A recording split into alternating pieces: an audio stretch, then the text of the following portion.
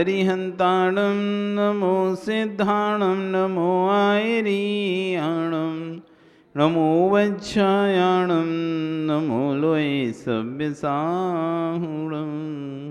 बोले अनंतानंद से परमेष्ठी भगवान की, आदि ब्रह्मा आदिनाथ भगवान की, वर्तमान शासन महावीर भगवान की, आचार्य श्री 108 वादिराज सूरी महाराज की, आचार्य विश्व सागर जी महाराज की, अहिंसा में विश्व धर्म की।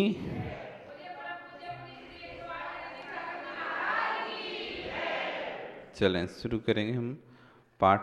पहले 8 श्लोक को।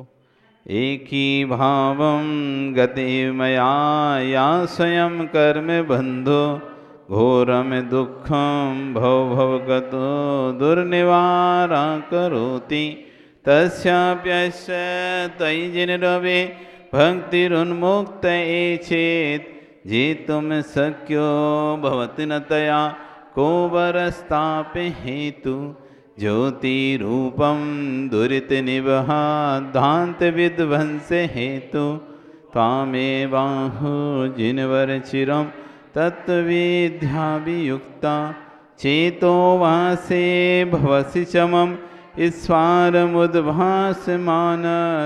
तस्मिन्नाह कथितमो वस्तुतो वस्तुमीष्टे आनन्द्रासु स्नपित भद्रं गदगदं चाभिजल्पन् यस्या एतत्तैदृढमनः भवन्तं तस्या व्यस्तादपि च सुचिरं देहवल्मीकिमध्यान् निष्कासन्ते विविधविस्म व्याध्या काद्रभिः प्रागेभिः त्रिदिवभवनादेशदा भव्यपुण्यात् पृथ्वी चक्रं कनकमयता देवनिन्नेत एदं ध्यानद्वारं मम रुचिकरं शान्तिगेह प्रविष्ट तत्किं चित्रं जिनवपुरितं यस्वर्णीकरोसि लोकस्यैकस्त्वमसि भगवन् निर्निमित्तेन बन्धुस्तय्येवासौ सकलविषया शक्तिरप्रत्यनीका भक्तिस्पीतां चिरमदिवसन् मामिकां चित्तशय्यां मय्युत्पन्नं जन्माटव्यां कथमपि मया देवदीर्घं भ्रमित्वा प्राप्ते वेयं तव न कथा स्फारपीयूषवापि तस्या मध्ये हिमकरहिमौ बीयुषि ते नितान्तं निर्मग्नं मां न जयति कथं दुःखदावोपतापा पादन्यासादपि च पुनतो यात्रया ते लोकी हेमाभासो भवति सुरभि श्रीनिवासस्य पद्म सर्वाङ्गेण स्पृशति भगवन् त्वयि शेषं मनो मे श्रेया किं तस्वयमेरहर यन्न मामभ्युपेति पश्यन्तं तद्वचन भ्रमतं भक्तिपात्र्या प्रभन्तं कर्मारण्यात् पुरुषमस्मानन्दधाम प्रविष्टं तं दुर्वारश्वरमधर तत्प्रसादे कि भूमिं क्रूराकारा कथिवृजा कंठकाल। बस इतना ही पढ़ेंगे। अब हम आगे इसका जो अष्ट कर्मों में आयु कर्म की चर्चा चल रही है, जिसमें कल हमने नरक आयु के बंध के कारण समझे थे। आज तिरंच आयु कि जितने भी जगत में तुम्हें तिरंच दिखाई दे रहे हैं, चाहे गाय बैल बकरी भैंस जो भी आपको दिखाई देते हैं, कुत्ता बिल्ली जितने भी पशु हैं जानवर हैं, सब तिरंच की श्रेणी में आते हैं। एक इंद्री से लेके पंच इंद्री में पशु और एक इंद्री से लेके 4 इंद्री तक ये सब तिरंच आयु के बंधक जीव होते हैं। चाहे पेड़ हो पौधा हो तालाब हो नदी हो इनमें जल हो, चाहे मिट्टी हो चाहे खदान हो चाहे पत्थर हो चाहे आग हो चाहे हवा हो, इन सब का त्रिंच गति नाम कर्म का उदय होता है। कौन सा नाम होता है इनको? त्रिंच गति। क्यों? 4 ही गति हैं। देव गति में देव आ जाते हैं, मनुष्य गति में मनुष्य जाते हैं, नरक गति में नारकी जाते हैं। बाकी के जितने भी जीव बचते हैं इनके अलावा, देव मनुष्य और नारकी के अलावा जितने भी प्रकार के जीव दिखाई देते हैं, चाहे वो एक इंद्रिय जीव हों, चाहे दो इंद्रिय जीव हों, चाहे तीन इंद्रिय हों, चाहे चार इंद्रिय हों, चाहे पंच इंद्रिय हों, ये सब तिरंज की कैटेगरी में। निगोदिया भी तिरंज की कैटेगरी में, ये पृथ्वी भी तिरंज की कैटेगरी में आती है। इस जमीन पर आग भी तिरंज की कैटेगरी में आती है, वनस्पति भी तिरंज की कैटेगरी में आती है, हवा भी तिरंज की कैटेगरी में आती है। मतलब जितने भी प्रकार के जो भी हैं, ये मनुष्य देव और नारकियों से हटके जितने भी प्रकार के जीव हैं, सब किसको उनका कौन सा कर्म का उदय होता है? तिरंच नाम कर्म का उदय होता है। कौन सा? तिरंच। त्रियक, तिरंच होता है त्रियक। त्रियक मतलब होता है टेढ़ा आड़ा, तिरछा, जिनके परिणाम तिरछे रहते हैं, समान नहीं रहते, सीधे नहीं रहते। एक व्यक्ति सीधा होता है, सीधा सीधा चलता है, एक टेढ़ा आड़ा तिरछा चलता है घूम के, तो समझ नहीं आता इधर चलना चाहता कि इधर चलना चाहता। कभी कभी कहते भाई एक सीधे तो चलो, शांति से एक लाइन में चलो, समझ में आता तुम कहाँ चल रहे हो। कभी इधर घूम जाता है, कभी इधर घूम जाता है, कभी इधर घूम जाता है, ये क्लियर ही नहीं हो पाता कि इसको जाना कहाँ है, किधर इसको घूमना है, इस साइड रहना है या इस साइड रहना है। तो ऐसे तिरछा, उसे कहते हैं तिर्यक। जैसे तिर्यक लोग हैं, हमारा लोग तिर्यक हैं, तिरछे में फैला हुआ है, ऊपर सीधा नहीं है, ये तिरछे में ऐसे में फैला हुआ है। बाकी लोग तो सीधे सीधे, उर्द लोग ऊपर में फैला हुआ, अधो लोग नीचे में फैला हुआ है, लेकिन ये मध्य लोग जो है वो तिर्यक लोग, तिरछे में फैला है। तो जिसके परिणाम तिरछे होते हैं, कुटिल भावम, वो जो कुटिल भावों से युक्त होते हैं वो होते हैं तिरंज। जिनकी चारों संज्ञाएं उजागर होती हैं, आहार, भय, मैथुन, परिग्रह, ये सभी संज्ञाएं जिनकी उजागर होती हैं वो होते हैं तिरंज। ऐसी तिरंज गति में कौन जाना चाहता है? छेदन, भेदन, मार काट, भूख प्यास, इस सब के दुख जहां पर भी सहन करना पड़ता है। भार, बहन, हिम, आतप, त्रास, छेदन, भेदन, भूख प्यास, भार, बहन, हिम, आतप, त्रास। जो व्यक्ति तिरंज गति में जाता है, कितने दुख उसको मिलते हैं तिरंज को। छेदने का, भेदने का, पालतू जानवर हो गया तो उसका छेदन भेदन किया जाता है। गर्मी ठंडी की सहन करनी पड़ती है, बरसात सहन करनी पड़ती है। आपके पास तो छत है रहने के लिए, आराम से अंदर घुस जाते हो, रजाई ओढ़ने के लिए, ठंडी लगती तो रजाई में घुस जाते हो, कपड़े पहन लेते हो। लेकिन उनके पास तो ना तो पहनने के लिए कपड़े हैं, ना रहने के लिए मकान है, ना खाने के लिए रोटी है। तीन चीज़ें एक व्यक्ति के लिए जरूरी है ना, एक जीवन के लिए, रोटी, कपड़ा और मकान। कुछ नहीं तो कम से कम ये तीन चीज़ें तो आप अपने आप को जीवित रखना चाहते हो तो तीन चीज़ें चाहिए आपको। खाने के लिए रोटी चाहिए, पहनने के लिए कपड़ा चाहिए और रहने के लिए मकान चाहिए। लेकिन तिरंज के पास तीनों ही नहीं है, ना रोटी है, ना कपड़ा है, ना मकान है। यदि कोई उसका स्वामी है तो वो भी अपने हिसाब से भोजन देता है, उसको जितना भोजन देना उतना ही देता है। उसे मतलब नहीं है कि पेट भरा है कि खाली है, इससे पेट भर जाएगा नहीं भर जाएगा। उसने एक रेशू बना दिया है कि मुझे इस अपने पालतू जानवर को एक डलिया देना है, और उसे 2 डलिया भूख लगाई तो उससे भूखा ही रहेगा वो। आपको कभी कभी होते हैं ना, ज़्यादा भूख लगती है आपको भी, कभी आप 2 ही रोटी खा के उठ जाते हो, कभी आपका मन होता है 4 रोटी खाते हो। तो आपको भूख लगती है तो आप तो मांग लेते हो, भैया आज भूख लग रही पता नहीं क्यों, 4 रोटी दो।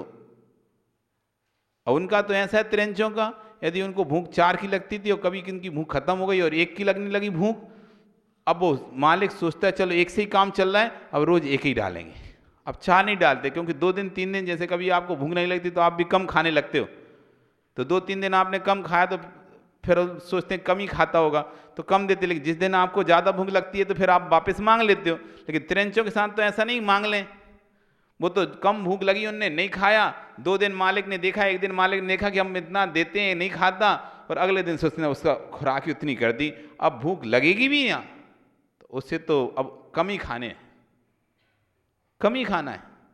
वो क्या खाना है? घास फूस, कोई सट रस भोजन तो कभी मिलेंगे नहीं तिरंजों को कि घी, तेल, दूध, दही ये उनको खाने मिलता हो, नमक मिलते हैं क्या? आप तो प्रतिदिन 60 रस व्यंजन खाते हो, तब भी आपकी भूख खत्म नहीं थी। कोई भी दिन ऐसा है जो बिना रस के भोजन करते हो आप?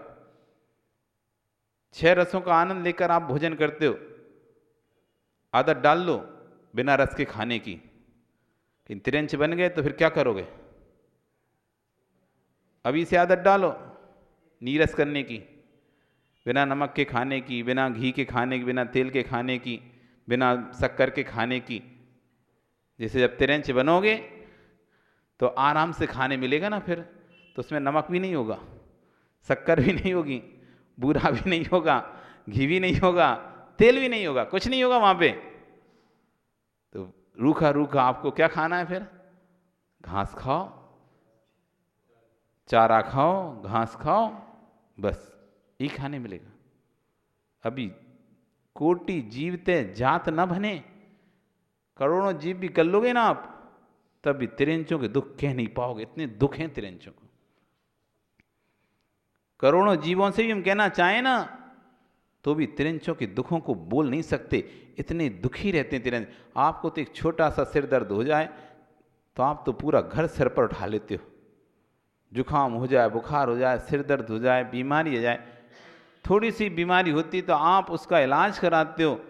कितने तिरंचों को भी क्या, उनको बीमारी, उनका भी शरीर औदारिक शरीर है, उनका शरीर भी औदारिक शरीर है, उनको भी बीमारियां होती रहती हैं। पर वो किससे कहेंगे, कैसे कहेंगे, और कौन तुम सुनने वाले उनकी बीमारियां? तुम्हें तो लगेगा कि हमारा काम नहीं कर रहा तो तुम डॉक्टर को दिखा दो, भी एक बार दिखा दे, पालतू है ये, हमारा दूध नहीं दे रहा इसलिए दिखा रहे हो, ना कि उसको बीमार है इसलिए दिखा रहे। तुम्हारा काम नहीं हो रहा इसलिए तुमने उसे डॉक्टर को दिखाया, और काम हो रहा हो तब चाहे उसका पेट दर्द करे, चाहे उसका कुछ भी दर्द करे, आपको कोई मतलब नहीं है। चिल्लाती रहे, रात रात भर चिल्लाते हैं, रोते हैं जानवर भी, पशु भी, लेकिन हमें तो उनकी पीड़ा समझ में ही नहीं आती ना। हम तो सोचते कि ऐसे ही चिल्ला रहा होगा, ऐसे ही बोल रहा होगा, ऐसे सोच के उनके अंदर पीड़ाएं होती हैं, दर्द होते हैं, तकलीफ होती हैं, लेकिन कोई सुनने वाला, समझने वाला नहीं है उस पीड़ा को। तिरंच की पीड़ा को कौन समझने वाला है, कौन जानने वाला है? आपके ऊपर तो एक गाड़ी ने धोखा दे दी तो आपकी तो हड्डी टूट गई, तो आप तो जाके डॉक्टर से जुड़वा लोगे, पट्टा चढ़वा लोगे। उसकी कितनी पीड़ा होती है। किसी की यदि हड्डी टूटी हो और हड्डी टूट के जुड़ी हो, किसी को पट्टा चढ़ाओ, उससे पूछो तुम, वो हड्डी टूटती है तो कितनी पीड़ा होती है, वो कितनी वेदना होती है हड्डी की। वो तिरंच की कोई भी गाड़ी उसमें ठोकर दे के चली जाती है, कोई भी धक्का दे के चला जाता है, हड्डी टूट जाती है, खून निकलता रहता है, मांस निकलता रहता है, बेचारा लंगड़ा लंगड़ा के घसीट घसीट के चलता रहता है। और जैसा टेढ़ा आड़ा जुड़ गया, वो ऐसी हो गया पाहिज। कितनी पीड़ाएं रहती हैं। तुम्हें तो कोई ठोकर दे दे तो तुम तो हाहाकार मचा दो। उसको तो कितने लोग पत्थर मारते हैं, कोई लाठी मारता है, कोई कुछ मारता है तिरंचों में, कोई गाड़ी ठोक देता है, ट्रक से टक्कर लग जाती है, मोटरसाइकिल से टक्कर लग जाती हैं। पर किसी को लगता ही नहीं है कि इंसान को टक्कर लगती तो अरे भैया कहीं लग तो नहीं गई, पूछ भी लेता व्यक्ति। लेकिन उस तिरंच में एक ठोकर दे दी, गाय में ठोकर दे दी, कुत्ते में गाड़ी का पहिया लगा दिया, तो पूछने तक भी नहीं है कि भैया इसको लग तो नहीं होगी। वो ची ची ची करके कुत्ता, कभी देखा नहीं क्या? टकरा जाते हैं तो कैसे चिल्लाता है, जोर जोर से चिल्लाकर रोड के साइड बेचारा चला जाता है, अपना पैर उठाकर लंगड़ाता हुआ। पर उसकी वेदना कौन समझ सकता है? कोई नहीं समझता। इतनी वेदनाएं हैं तिरंचों में। करोड़ों जीवों को कर लें तो हम उनकी वेदनाओं को बखान नहीं कर पाएंगे। इतने दुख हैं तिरंच गति में, इतने दुख हैं।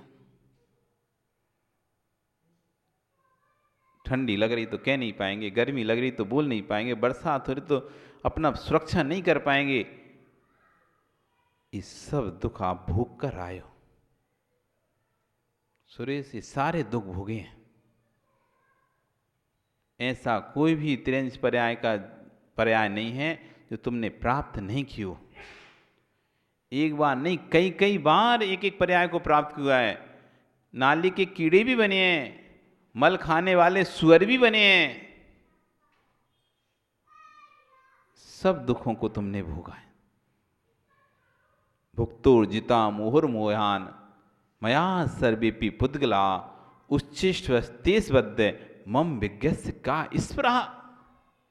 जगत का ऐसा कोई भी वस्तु नहीं है जो मैंने भोगी ना हो, जगत की ऐसी कोई भी पर्याय नहीं है जिसको मैं प्राप्त नहीं हुआ हूं, जगत का कोई भी ऐसा संबंध नहीं है जो मेरा दूसरे के साथ ना बना हो। ये सब तुम्हारे लिए उच्छिष्ट हैं, जूठन हैं, बमन हैं। बमन को बमन कर कर चाटने वाला कौन होता है? बमन कर कर चाटने वाला कौन सा प्राणी है? श्वान है जो बमन कर कर खाता है। कोई भी वस्तु मेरे लिए नई नहीं है, ये सब जो तुम्हें मिल रही ना सब उच्छिष्ट है, जूठन है, ये बमन है आपकी, वो सब आपने भोग करके छोड़ दिया है। सारी पर्याय प्राप्त की हैं आपने, त्रियंच की ऐसी कोई पर्याप्त नहीं है जो आपने प्राप्त नहीं की हो। लेकिन उनके दुखों का विस्मरण शक्ति इतनी तीव्र है हमारी, भूल जाते हैं जल्दी, भूल जाते हैं। हमें पिछले भव का याद नहीं रह पाया कि क्या थे हम पिछले भव में। यदि याद आ जाए ना तो फिर से गलती करोगे नहीं कभी। कह रहे हैं क्या कारण है, कौन जाता है ऐसी तिरंज की खोटी पर्याय में? तो बोल रहे हैं माया त्रज्ञो नस्य, जो तीव्र मायाचारी करता है, जो मायाचारी में लिप्त रहता है। मनसा अन्यत्र, वस्सा अन्यत्र, काया अन्यत्र। मन से अलग, वचन से अलग, काय से अलग जिसके परिणाम चल रहे हैं वो तिरंज गति को प्राप्त होता है। छल कपट के परिणाम जिसके हैं वो तिरंज आयु के आश्रप का कारण है। चायत मोहिनी कर्म के उदय से आत्मा में जो कुटिल परिणाम होते हैं, मोहिनी कर्म का उदय है, अनंतानुबंधी क्रोध मान माया लोभ का उदय है। तो मोहिनी कर्म प्रबल उसका जिसका है, सम्यक का जिसके अंदर अभाव है, जो मिथ्यात् से युक्त है, क्योंकि सम्यक दृष्टि जीव तिरंच नहीं बनता, सम्यक दृष्टि जीव तिरंच नहीं बनता, वो नियम से देव बनता है। इसलिए उन्होंने कहा कि तीव्र चायत मोहिनी कर्म उदय वाला, मतलब मिथ्या दृष्टि जीव जो है वो जो मायाचारी कर रहा है, सम्यक दृष्टि जीव भी मायाचारी करता है। वृत्ति जीव के भी अंदर मायाचारी होती है, महावृत्ति के अंदर ही मायाचारी होती है, क्योंकि 4 प्रकार की कसाएं ना, अनंतानुबंधी, अप्रत्याख्यान, प्रत्याख्यान और संजुलन। संजुलन क्रोध मान माया लोभ ये मुनियों के पास होती है, अंतर होता तस्मिच्छामि दुक्कड़म कर लेते हैं। वो मायाचारी आती भी है, किसी से कुछ बोल भी देते हैं, छुपा भी लेते हैं, तो तुरंत तस्मिच्छामि दुक्कड़म, अब नहीं छुपाएंगे। 48 मिनट की अपने प्रायश्चित आदि को पूरा गुरु के साथ नहीं बोल रहे, छुपा लिए, तस्मिच्छामि दुक्कड़म करते, तुरंत 48 मिनट के अंदर बता देंगे। ये संजलन संबंधी मायाचारी है। प्रत्याख्यान संबंधी मायाचारी 15 दिन तक चलती है। वो कोई बात को छुपा कर रखा है तो 15 दिन तक अपने अंदर छुपा के रखता है, फिर उसका प्रत्याख्यान करता है, प्रायश्चित करता है और फ्री हो जाता है। अप्रत्याख्यान संबंधी मायाचारी 6 महीने तक चलती है। 6 महीने तक किसी बात को गुप्त रखता है और 6 महीने के अंदर अंदर उसका प्रत्याख्यान प्रायश्चित करके उसको बात को खत्म कर देता है, तो बता के जैसे भी करके उस विषय को खत्म कर देता है। अप्रत्याख्यान संबंधी मायाचारी हो गई। अनंतानुबंधी संबंधी मायाचारी जो कि अनंत काल तक चलती रहती है, जिसके कभी भी परिणाम होते नहीं है कि मुझे अपनी दोषों की आलोचना करना है। या अनंतानुबंधी, जिसके पास ये अनंतानुबंधी संबंधी मायाचारी है, ऐसा जीव कुटिल परिणामों से तिरंच गति का बंद करता है। कौन सा जीव करता है? अनंतानुबंधी दर्शन मोहिनी संबंधी मायाचारी, क्योंकि सम्यक के साथ भी मायाचारी है, क्रोध मान माया लोभ है, तो सम्यक के साथ वो क्रोध माया माना है लोभ, उसकी दुर्गति नहीं करा पाएंगे, क्योंकि सम्यक तो उसके साथ है। सम्यक साथ में रहने से वो मायाचारी उसको देवगति में पहुंचा देगी। देवगति में भले नीचा देव बना दे, वो विषय अलग है, लेकिन उसको तिरंच नहीं बना पाएगी। उस सम्यत का यही प्रभाव है। एक सम्यत मात्र एक ऐसा है जो जीव को दुर्गति से बचा सकता है, और कोई भी चीज ऐसी नहीं है जो जीव को दुर्गति से बचा सके। एक सम्यक प्रकृति ऐसी है जो सम्यक तो होते हुए जीव कितना भी कुछ करता रहता है, तब भी वो सम्यक प्रकृति उसको नरक निगोद तिरंच में नहीं जाने देती, बचा के रखती है। और यदि किसी कारणवश पूर्व में आयु बंद कर लिया है, उसके बाद सम्यक हुआ है, इसलिए उसे उस गति में जाना भी पड़े मान लो, तो वहां भी सर्व सुविधा उपलब्ध कराती उसे। तिरंच में भी जाना पड़े उसे सम्यक दृष्टि जीव को, तो भोग भूमि में पैदा कराती उसे। मनुष्य में जाना पड़े उसे, तो भोग भूमि पैदा करती है सम्यक प्रकृति उसे। वहां भी उसे ऐसो आराम दिलाते हैं। कल वृक्ष, 10 प्रकार के कल वृक्ष जिनकी सेवा में लगे, जब जो चाहिए वो मिल जाता है उनको, कोई प्रकार की कोई बाधा नहीं आती उनको। ये सम्यक प्रकृति का महत्व है। या तो देव बनाएगी, और मनुष्य तिरंच नारकी बनाई तो नरक में भी अधिशाख सम्यक दृष्टि है तो उसकी व्यवस्थाएं अलग रहती हैं। सम्यक दृष्टि व्यवस्थाएं अलग रहती हैं वहां पे नरक में भी, अलग से उनको विशेष सुविधाएं दी जाती हैं। जैसे यहाँ पे अपने भारत में जेल में रहती ना, तो कोई विशेष सेलिब्रिटी है, कोई विशेष व्यक्ति है, तो उसके लिए स्पेशल क्या वकील साहब स्पेशल देते ना, अकेला एक कैबिन दे दिया, पूरा सुविधाएं दे देती हैं उसको, क्योंकि भाई तुम स्पेशल हो, कुछ हटके हो तो हटके व्यवस्था, सामान हो तो एक कचड़े के जैसे भर देते हैं। लेकिन स्पेशल भैया नेता है, बहुत बड़ा अभिनेता है, तो उसको अलग से जेल में भी अलग से, जबकि जेल तो जेल है, लेकिन उसमें भी जेल तो जेल है, वहां तो अपराध की सजा भुगनी गया है जीव, लेकिन वहां भी सुविधाएं मिल जाती हैं उसे, मिलती नहीं मिलती। अच्छा सा रहने के लिए बेड, घर के जैसी सुविधाएं जेल में मिल जाती हैं। सब आराम से रहो, कोई दिक्कत नहीं है, घर में रहो सो वहां रहो, बस इतना ही अंतर है। बस वहाँ घर में खुले थे, वहाँ थोड़े बंधे हैं, लेकिन सुविधाएं सब भोग रहे हैं। ऐसी सम्यक दृष्टि जी नरक में भी जाता है, तो वहां पे अन्य नारी की वजह से दुखों को नहीं भोगता है। तीर्थंकर प्रकृति का बंधक जीव जो नरक में जाता है, उसकी वहां पर देव रक्षा करते हैं। 6 महीने पहले से उसके चारों तरफ परकोटा बना के तैयार रखते हैं, कोई उसके पास नहीं भटक सकता, इतनी सुविधा मिलती है उसको। कोई पास नहीं आ सकता दूसरा नारी की उसके पास, कोई उसे पीड़ा नहीं देख सकता। अब बस जो शारीरिक पीड़ा है, मानसिक वही पीड़ा होगी, परस्पर दुखो धीरे, परस्पर जो भिड़ाकर जो पीड़ा देते हैं, वो पीड़ा उनको उसको नहीं हो पाएगी। वो स्पेशल आगे जाके तीर्थंकर बनने वाला है, पहले से उसको सुरक्षा कर दी जाती, घेरे में घेर लेते हैं देवगण उसको, तो विशेष सुविधाएं। तो सम्यक दृष्टि जी कहीं भी जाएगा, चाहे नरक में जाए, तो वहाँ उसको विशेष सुविधा मिलती है। तिरंच में भी बनना पड़े तो तिरंच में भी, भूमि में मनुष्य बनना पड़े तो भूमि में मनुष्य, और देव बनता है तो उत्कृष्ट जाति का देव बनता है, जिसकी सभी देव आज्ञा मानते हैं। क्योंकि सबसे बड़ा देवों में दुख यदि कोई है तो आज्ञा का दुख है। वहां पर शारीरिक कोई प्रकार का दुख नहीं देवों में, सिर्फ मानसिक दुख है, दूसरों की आज्ञा मानना, ये सबसे बड़ा दुख है, दूसरों की आज्ञा मानना। व्यक्ति कोई भी, छोटा सा छोटा व्यक्ति कोई भी नहीं चाहता वो किसी के नीचे काम करे।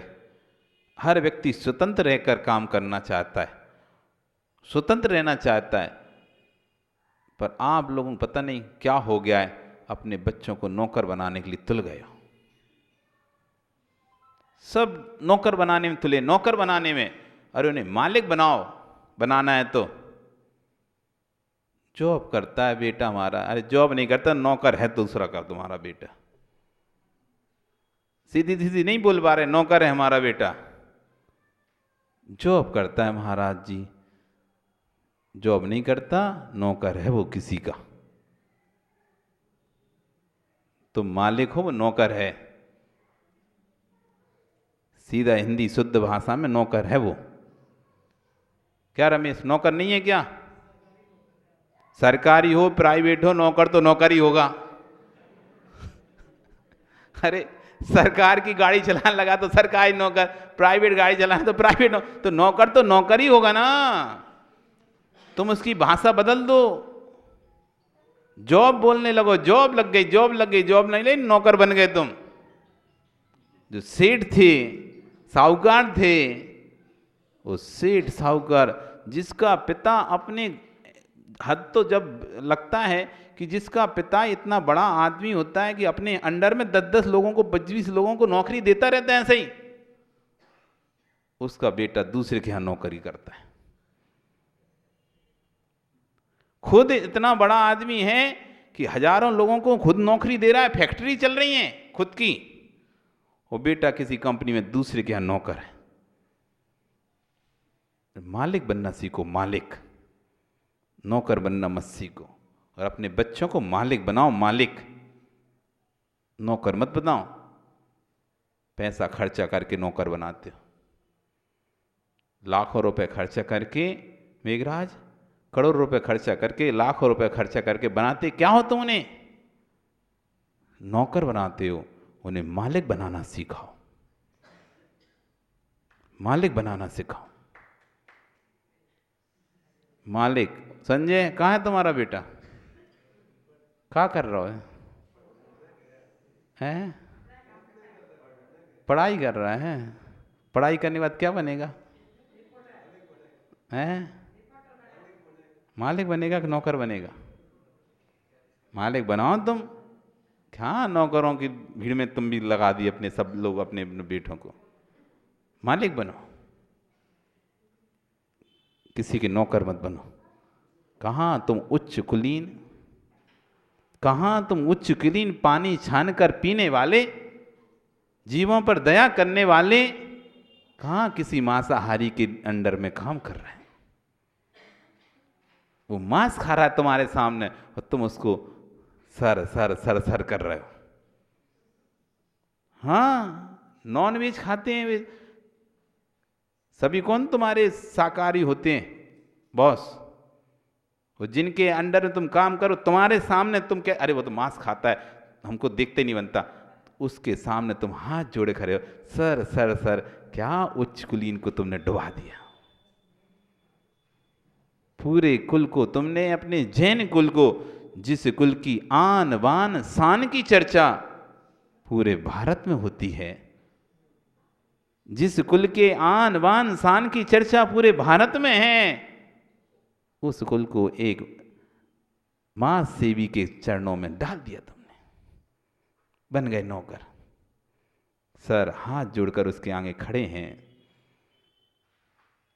वो ऑर्डर चला रहा है तुम्हारे ऊपर, एक शूद्र जाति का व्यक्ति तुम्हारे ऊपर आज्ञा चला रहा है।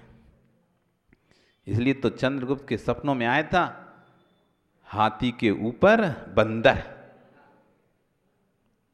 पंचम काल में हाथी के ऊपर बंदर बैठेगा, स्वर्णों के ऊपर शूद्र राज्य करेंगे। स्वर्ण लोग, सज्जन लोग शूद्रों के अंडर में काम करेंगे। वो दिखाई दे रहा है, सब सज्जन लोग, बनिया लोग पूरे नौकरी में। पहले तो सारे नौकरी कम करते थे, व्यापारी रहते थे। अधिकतर जैन समाज में सबसे ज्यादा कोई प्लन तो व्यापार, किसी की नौकरी नहीं करेंगे, हम स्वयं का व्यापार करेंगे। सबसे ज्यादा व्यापारी कोई बहु व्यापारी समाज थी तो जैन समाज थी, बहु व्यापारिक समाज। हर घर में व्यापार होता था, कोई किसी का नौकर नहीं होता था, उल्टे नौकर रखते थे अपने यहां पर लोग। और आज देखो, किसी भी घर में चले जाओ, वो क्या कर रहा है? बेटे को इंजीनियर करा रहा है, बेटे को डॉक्टरी पढ़ा रहा है, बेटे को ये पढ़ा है। फिर क्या करेगा? इंजीनियर बनेगा, ये करेगा, वो करेगा, चला जाएगा यहाँ से, वहीं रहेगा। धीरे धीरे धीरे धीरे देखते जाओ आप, एक समय ऐसा आ रहा है गांव में बस 2 बूढ़े 4 बूढ़े दिखेंगे। हाँ, जवान हटते जा रहे हैं, हटते जा रहे हैं, सब कहाँ जाते जा रहे हैं? नौकरी करेंगे, नौकरी करेंगे, नौकरी करेंगे। गांव में से सब निकल निकल कर शहरों की ओर नौकर बनते चले जा रहे हैं, व्यापार छोड़ते जा रहे हैं। पुश्तैनी व्यापार चलता चलता, व्यापार कभी कभी तो हद होती है, जब देखते हैं इतना अच्छा व्यापार चलता है उस व्यक्ति का, तब भी व्यक्ति 50,000 की नौकरी, वो व्यापार को पूरा नष्ट कर देता है। पिता के बाद खत्म हो जाता है, कोई करने वाला देख रेख वाला नहीं, कोई व्यापार को कौन देखेगा, कौन देख रेख करेगा। वो तो हमें तो नौकरी अच्छी है, स्वतंत्र रहते हैं, फ्री रहते हैं, घूमने फिरने मिलता है, व्यापार में मजा नहीं आता। तो सब धीरे धीरे व्यापार नष्ट हो जाता है, नौकर पेशा होते जा रहे हैं सभी।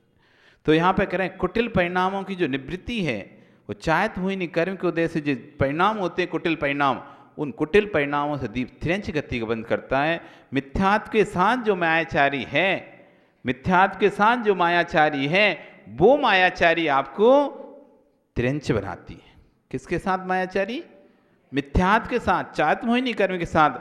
धर्मोपदेश में मिथ्या बातों को मिलाकर उनका विचार करना, अपनी बातें मिला मिलाकर बोलना, झूठे आलेख लिखना, झूठी कथाएं लिखना।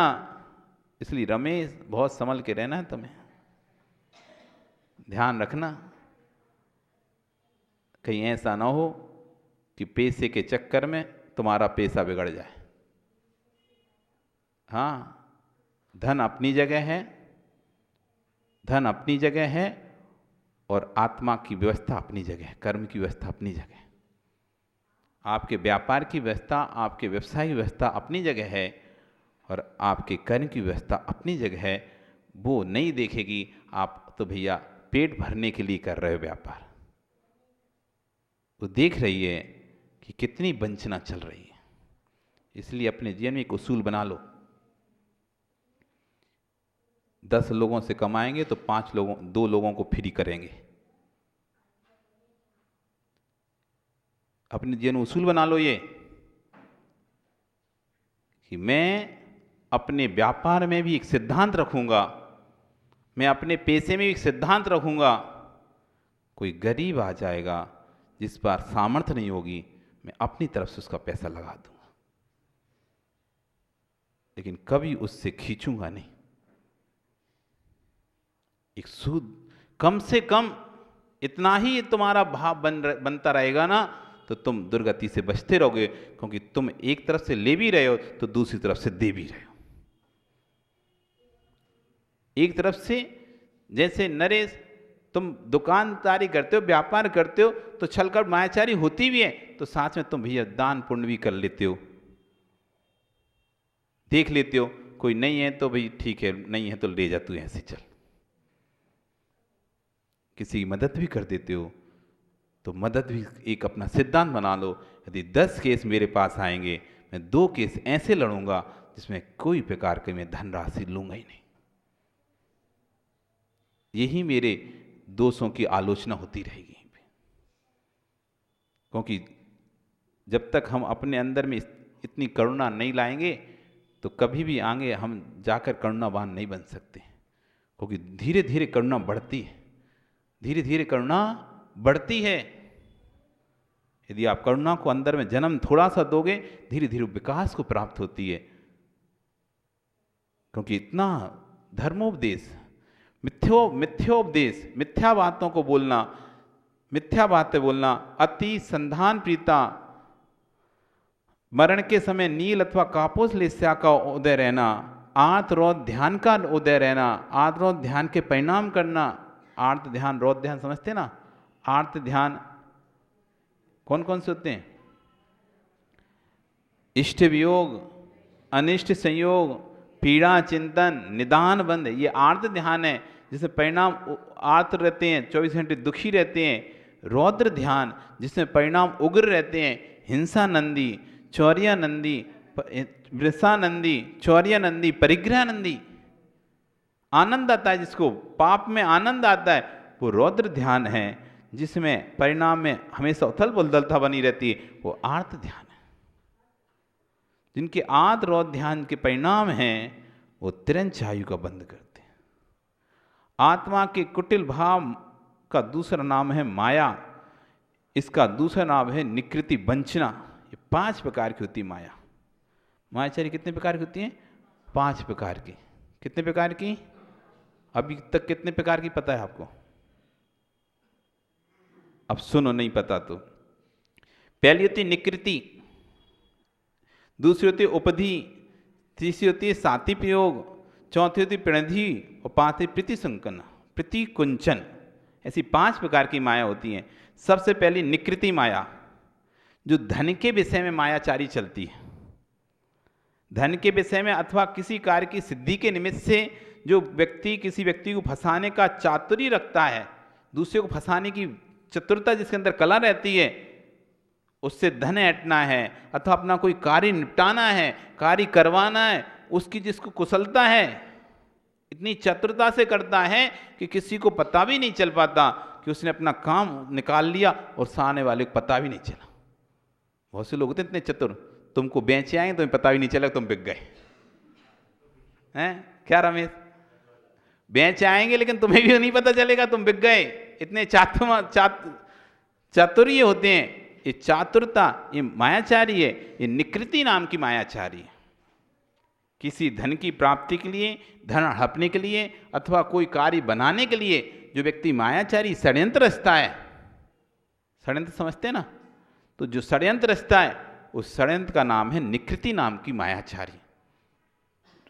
दूसरी होती है उपधि, अच्छे परिणामों को ढककर, अच्छे परिणामों को ना करके धर्म के निमित्त से चोरी आदि प्रवृत्ति करना।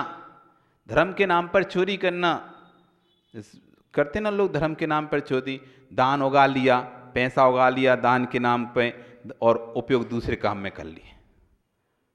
मंदिर का पैसा था आपके पास रखा था, चलो अपने घर के काम में ले रहे, व्यापार काम ले रहे, बाद में दे देंगे।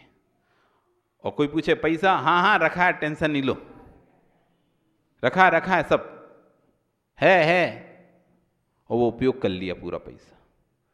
जब किसी ने समय पे मांगा, अरे यार वो तो अभी हमने लगा दिया, 1-2 दिन में करके देते हैं।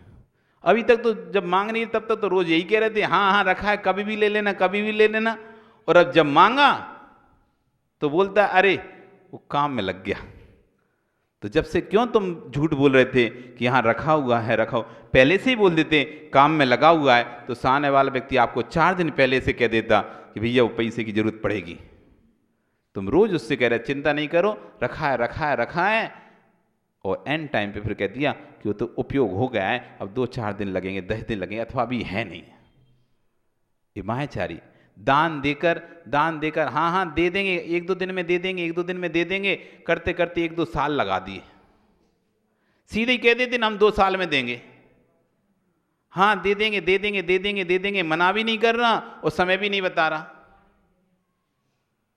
मना भी नहीं कर रहा, बोली तो ले ली, बोली लेते समय तो खूब अच्छा लग रहा था, माला पहन गई, माला ही पहन ली, सब अच्छा कर लिया, टीका भी लग गया, सब कुछ हो गया। अब जब पैसे देने की बारी है, अरे यार अभी तो व्यापार ही नहीं चल रहा, सब है पैसा रखा भी है, लेकिन सोच रहे हैं कि जितने दिन टरक जाए टरका दो, फिर तो देना ही है। अभी अपन व्यापार में लगा लेंगे पैसा, कोई का मंदी तेजी आती ना तो लोग पैसा लगा देते हैं, तेल में लगा देंगे, गुड़ में लगा देंगे, शक्कर में लगाएं, चाल लगाएं, तेजी में लगा दो, दे देंगे पैसा। मंदिर का क्या जा रहा है, अपने तो है, कौन सा भाग रहे हैं हम। उल्टा और उसको कहते हैं भाग रहे हैं क्या, खा थोड़ी ना रहे हैं तुम्हारा पैसा। ये मायाचारी चल रही है। धार्मिक कार्यों के लिए जो दान आदि के कार्य किए जाते हैं, उनको जो रख लेता है और रखने के बाद लंबे समय तक घुमाता रहता है, अथवा नहीं देता, अथवा ये सोचता है चलो अच्छे भूल गए, कोई बात नहीं, अब जब ये लोग तुम्हें तो याद था तुम दे दो, नहीं अब सामने वाला जब तक मांगने नहीं आएगा हम नहीं देंगे। बहुत सी बार होता है, कमेटी के लोग, सदस्य लोग नहीं जाते, लिखा रहता है, साल 2-2 साल, 3-3 साल, 4-4 साल हो जाते हैं। फिर 5 साल बाद जब कोई आता है, देखता है, पलटता है, अरे हमें तो याद ही नहीं कब बोले थे हमने। सब याद है लेकिन अब इतने पुरुष हो गया ना, पुराना समय हो गया, तो कौन कह दे कि याद है। अब भाव खत्म, वो तब के भाव थे जब लिखाए थे। पिताजी ने करके चले गए थे 2 लाख रुपए मंदिर के लिए, इस काम के लिए देना है, अब पिताजी चले गए, अब बेटा कह रहा हमें नहीं पता, जबकि पता था, उसी के सामने करा गया था कि 2 लाख देना, उसको भी बहुत अच्छे से याद था, लेकिन पिताजी दे के नहीं गए, चले गए। अब बेटे कहे हमसे तो कुछ नहीं किया, क्योंकि हमें तो कुछ नहीं पता भैया, तुम जानो क्या है, जो भी है हिसाब किताब, हमको तो कुछ नहीं पता, ना हम दे पाएंगे। ये मायाचारी शुद्ध। एक व्यक्ति था, हम उसको कमेटी का ही सदस्य था, तो कुछ लोग उसको नहीं बताते थे, तो उसको कहता था महाराज जी को हमको बताते नहीं है, तो हम उसको सब बता देते थे, भैया ऐसा ऐसा चल रहा है। तो एक दिन उसको हमने बुलाया, तुम एक काम करो, एक बोल दो माइक से। तो बोलता मुझे तो कुछ पता ही नहीं है। तो हमने कहा हमने तो तुमको बताया, आपने बताया सो क्या हो गया, कमेटी तो पता ही नहीं है। कमेटी को तो बताना चाहिए, कमेटी को तो बोलना चाहिए, इसलिए मुझे कुछ पता ही नहीं है। अरे तुमको तो सब पता है, सब जानकारी है, पर हमें ऑफिशियल नहीं दी ना जानकारी। लिख के देते, व्हाट्सएप पे देते, तब जाके हम मानते हैं जानकारी, पता तो है सब है। हाँ, बहुत से होते समाज में लोग ऐसे, बहुत मिलेंगे तुम्हें, पता सब होगा तब भी अनजान बनेंगे, जैसे कुछ पता ही नहीं है। मतलब इतने भोले बन जाएंगे, हम तो देखते रहते हैं, हमको तो पता है, इसको पता है सब, लेकिन उनके सामने ऐसा बन जाएगा व्यक्ति जैसे इसे कुछ पता ही नहीं है।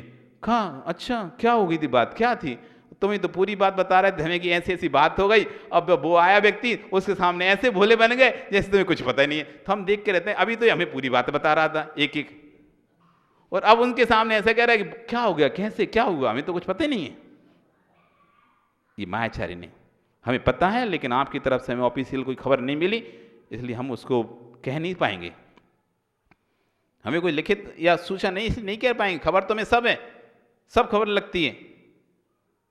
ऐसा व्यक्ति नहीं, खबर सब पता करता रहता है व्यक्ति, खोजता रहता है, लेकिन मायाचारी नहीं करो। धार्मिक क्षेत्र में कोई कार्यक्रम होना है, कुछ होना, हमें पता नहीं कौन सा कार्यक्रम होना है, क्या होना है, हमसे तो किसी ने कुछ बोला ही नहीं है, कहा ही नहीं है, जबकि उस व्यक्ति को सब पता रहता है।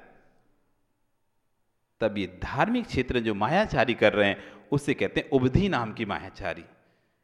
धार्मिक क्षेत्रों में, धार्मिक कार्यों में मायाचारी नहीं करना चाहिए। तो ये सब पता है कौन कहाँ का किस, अब बहुत से लोगों को पता रहता है किसका चौका लग रहा है, किसने कितने दिन के लिए क्या किया है, फिर भी दूसरे भैया कौन कहाँ लगा, हमें तो कुछ बताया ही नहीं कोई ने। तो अरे कहाँ नहीं बता, रोज तो देख रहे हैं व्हाट्सएप पे आ रहा है, इधर लग रहा है उधर लग रहा है, सब लग रहा है, सबकी खबर आ रही है, तब भी पूछेंगे अच्छा उसका है क्या, क्यों मायाचारी कर रहे हो, हमारा तो दिया ही नहीं नाम तुमने, अरे तुमने लिखाया कब है, हमें पता ही नहीं है। तो पता नहीं तो तेरे से देख क्या रहे तुम, पता नहीं है तो रोज रोज जा रहे हैं, तब भी व्यक्ति के पता ही नहीं है कौन लिख रहा है, कौन क्या कर रहा है, कौन है।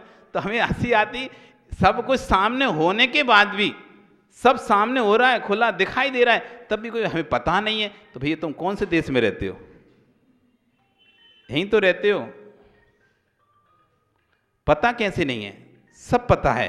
तो ये कह रहे हैं प्रतीक उपधि नाम की मायाचारी अच्छे परिणामों को छोड़कर ढककर धर्म के निमित्त से भी चोरी आदि दोषों जो प्रवृत्ति हो रही है, चाहे धर्म के निमित्त से कर रहे हो चाहे किसी भी निमित्त से कर रहे हो, तो धर्म के निमित्त से जो किया जा रहा है उपधि नाम की मायाचारी, उस मायाचारी की संज्ञा क्या है, उपधि। फिर कह रहे हैं साति प्रयोग, धन या किसी वस्तु प्राप्ति के लिए असत्य बोलना अथवा किसी की धरोहर का कुछ भाग हरण कर लेना, रख लेना।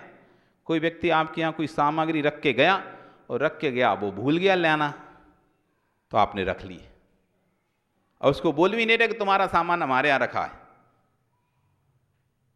और 5 साल बाद जब उसे याद आया, 2 साल बाद याद आया, अरे वो कोई सामान हम तुम्हारे यहाँ रख गए थे क्या, नहीं हमारे यहाँ तो कोई सामान ही नहीं था,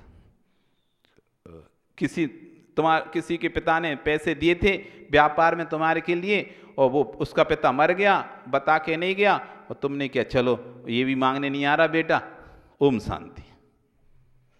अब काय के देना, काय के लेना, और बेटा मांगने भी आया तो भैया कोई लिखा पढ़ी नहीं थी, कोई लिखा पढ़ी नहीं थी, भैया हमने तो कुछ लिए नहीं है, दिए नहीं है, हमारा तो कोई हिसाब किताब ही नहीं है। लेना होता है तो व्यक्ति चढ़ बैठता हो, और देने की बारी आती है तो हिसाब ही नहीं, कोई है ही नहीं है, सब हो आ गया, वो तो सब ऊपर था तो उन्होंने दिए थे, ले लिए उन्होंने, न लेने के साथ था न देने के साथ। इस तरह से जो मायाचारी करते हैं, धरोहर किसी की धरोहर, किसी ने आपको कोई चीज़ रखने दी है, उसको आपने हड़प कर लिया, किसी वस्तु प्राप्ति लिए आप असत्य बोल रहे हैं, ये सब साति प्रयोग नाम की मायाचारी। कौन सी है ये, साति प्रयोग नाम की मायाचारी। प्रणधि नाम की मायाचारी, हीनाधिक कीमत की सृदस वस्तुओं में आपस में लाकर बेचना। काली मिर्ची पपीता के बीज मिला दिए, लौंग में डंठल मिला दिए, इस तरह से मतलब अनेक प्रकार से जो मिला कर चीज़ बेच दी जाती है, कम दाम की वस्तु में अधिक दाम की वस्तु में कम दाम की वस्तु मिला दें तो भी हो जाती है।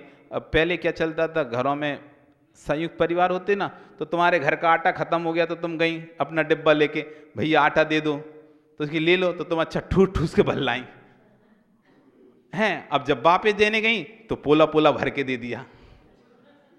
हम तो डिब्बा ही तो ले गए थे, एक डिब्बा भर के, एक डिब्बा ही तो ले गए थे, तो एक डिब्बा ही दे रहे। एक डिब्बा भर के लाए थे, जब भर के लाए तब तो ऐसे ठोक ठोक के और ऊपर जमा के अच्छा भल्ला है। उसने कह दिया भल्लो ये आटा है, यहाँ से भल्लो, आप ले जाओ, हम काम में लगे हैं। तो काम में लगे हैं तो ठीक है, तो तुम काम में लग रहे हो, हम भल्ले रहे। अच्छा भर के ठूस के ले आए। अब 2 दिन बाद 3 दिन बाद जब तुम्हारे पास आ गया, बाप में देने की बारी आई, तो अच्छा ओखला भर के ये लो तुम्हारा आटा, डाल देंगे इसमें? हाँ वो ये डाल दो उसी में। तो डाले आए। अब पता नहीं चल रहा कैसे लाए थे, कैसे डाल के गए। ये ही ना दिखता, लेते समय कुछ और था, देते समय कुछ और है। लेते समय तो अच्छी सामग्री ली थी, अब देते समय सस्ती वाली देख रहे हो। अपन सस्ती वाली दे दो, कौन पता चल रहा है। वो तो वैसे ही देखता नहीं है, वो तो कह देगा डाल दो, तो अपना डाल के आ जाए, डाल के आ जाएंगे।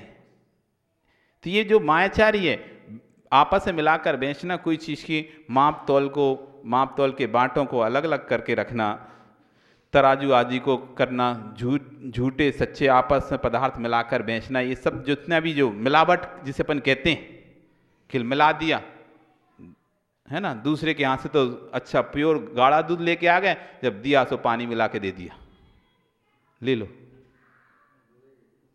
ये मायाचारी, ये प्रणिधि नाम की मायाचारी। कौन सी? ये प्रणिधि नाम की मायाचारी। प्रतिकुंचन, अपने दोषों को छुपा लेना, उसको आलोचना नहीं करना, ये प्रतिकुंचन नाम की मायाचारी। इस तरह से 5 प्रकार की मायाचारी। कितने प्रकार की गई ये मायाचारी? इन मायाचारी के प्रभाव से व्यक्ति कुत्ता, बिल्ली, सुअर, गधा, घोड़ा, ऐसे खरगोश, क्रोधी बाघ, महाक्रोधी सिंह, मछली, सर्प, रौद्रानी, ऊंट, सूकर, कुमर्गी, मुर्गा, मुर्गी, इस तरह के घुग्गू, कुत्ता, गधा, घोड़ा, कुत्ता, जंगली जानवर, ऐसे इस तरह की पर्याय को प्राप्त करता है। अब देख लो किसको कौन सी पे जाना है। जिसको जो अच्छी लगे, तो इन 5 में से कोई सी भी करो, तो इस पर्याय में चले जाओ। इनमें से जो भी पर्याय चाहिए, ये 5 प्रकार की मायाचारी को खूब अच्छे मन लगा के करो। हाँ, और क्या, बिना मन के कैसे काम चलेगा? मन लगा के करोगे तब तो जाओगे, मन लगा के नहीं करोगे तो कैसे जाओगे? पढ़ाई भी मन लगा करते तभी तो पास होते हैं ना। तो पास होना तो मन लगा के पढ़ाई करना पड़ता है। तो कुत्ता, बिल्ली, सुअर, गधा, घोड़ा, ये सब बनना है। कुछ भी अच्छा लग रहा हो तुम इनमें से, कौन सी पर्याय अच्छी लग रही है, तो जो भी पर्याय अच्छी लग रही है, वैसे ये 5 प्रकार की मायाचारी, कोई भी मायाचारी करो तो कोई ना कोई इनमें से एक पर्याय तो मिल ही जाएगा। आपका समय हो गया, कल फिर आओगे।